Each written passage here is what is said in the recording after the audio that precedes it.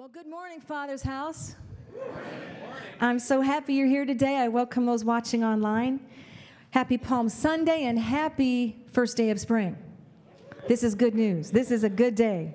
Amen. Today begins what is known around the world as Holy Week.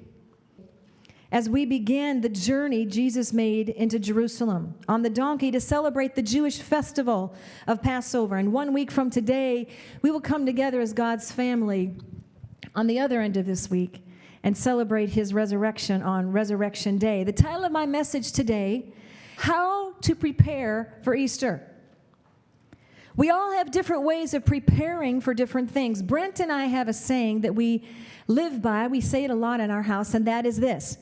We try to pre-produce a successful outcome. You can pre-produce a successful outcome. For instance, John Poor, our wonderful friend and family member here he prepares all week for today.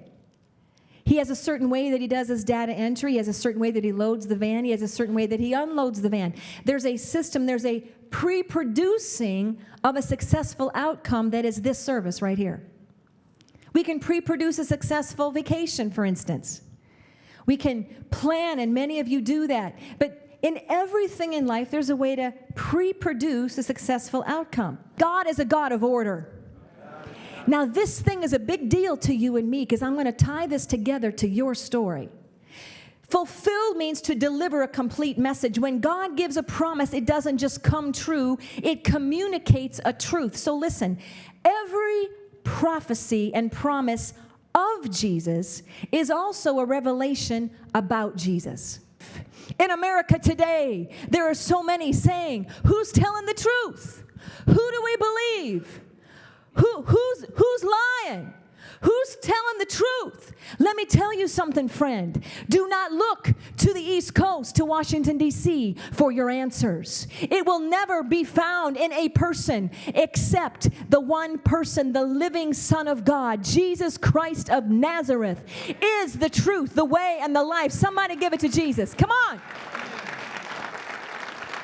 This new age, this everybody is God. Well, my truth. This is my truth. Well, how's that working for you?